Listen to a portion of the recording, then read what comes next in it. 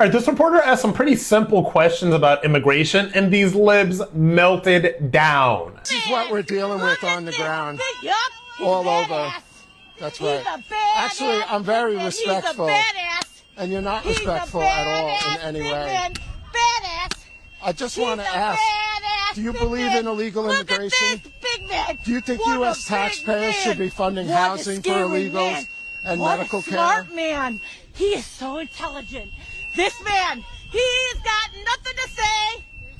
He's got nothing to say. I got a lot to say. He's a big man. Now, He's a big man. now I'm a Nazi. What a big man. Oh. What a big man. Bye, Crazy. bye, big man. I'm very respectful. Bye, big man. I'm very respectful. Goodbye. Here. This is the mentality. This is the state of the United States right now. This is what's going on here in this country.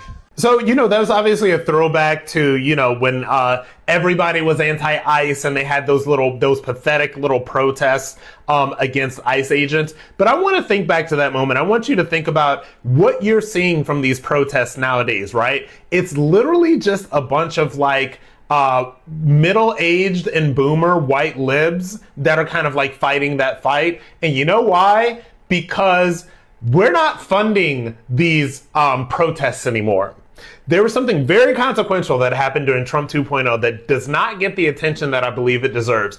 It is when he completely dismantled the USAID program, which was basically laundering taxpayer money to the tune of billions, by the way, that was being spread out among all of these nonprofits and NGOs, and all of these people were funding all of this organic activism that we were all seeing over the past 5 years or so, particularly during the BLM era, right? So Trump cut that money off. And you know what that means? No more fake money for fake protests. No more fake government money that goes to pay for paid protesters and paid organizers and paid nonprofits and all of that stuff. And when there's no more taxpayer money that gets funneled and laundered to create fake protests, to pay fake protesters, what do you get?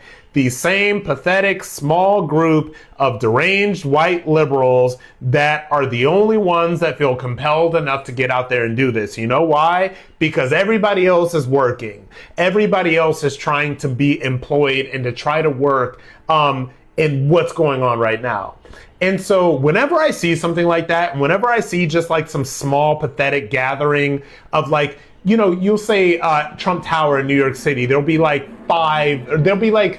30 of these lunatic boomer white libs protesting Trump. What they're protesting, I have no idea. But the reason that it looks like this is that all of the fake money that was going to prop it up, poof, disappeared.